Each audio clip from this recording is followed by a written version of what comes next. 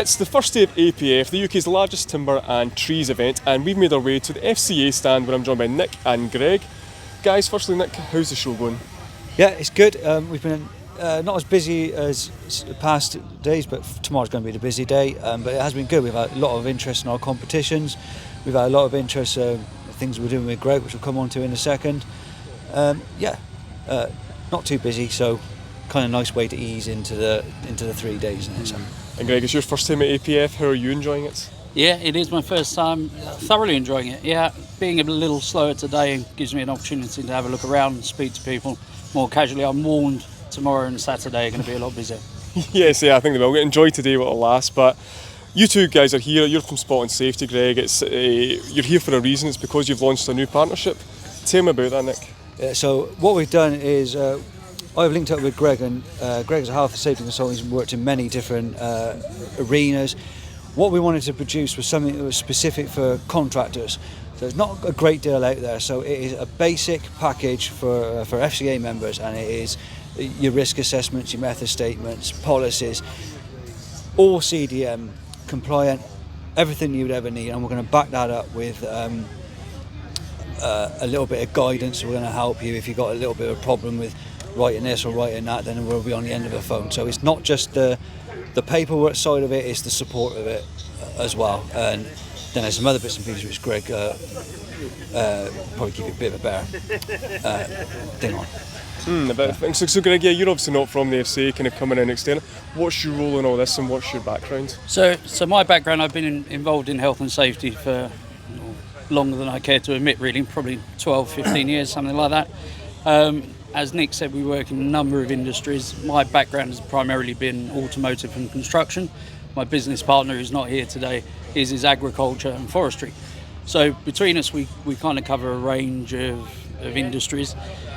I've done a bit of work with some larger companies within forestry, and that's kind of highlighted that some companies or some smaller companies and one-man bands are skirting too much scrutiny, and not necessarily through their own fault, but sometimes lack of awareness, lack of knowledge, and the time and effort it takes to put into it. So we've got together with the FCA to put together a basic package that those smaller companies can use and benefit from as part of their membership.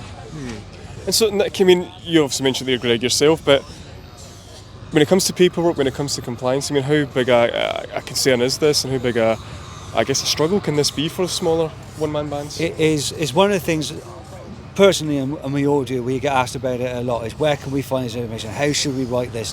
This tender that we've got to write, suddenly we've got to write a lot more. So that was sort of how the whole thing was born, really. We needed to find something. So we couldn't find anything that I thought was particularly suitable, particularly for what contractors do. And we've got harvesters, we've got planters, we've got ARB, we've got ground prep. We needed to find something that would suit those 95% of the contractors that are small, one-man bands and all that kind of thing.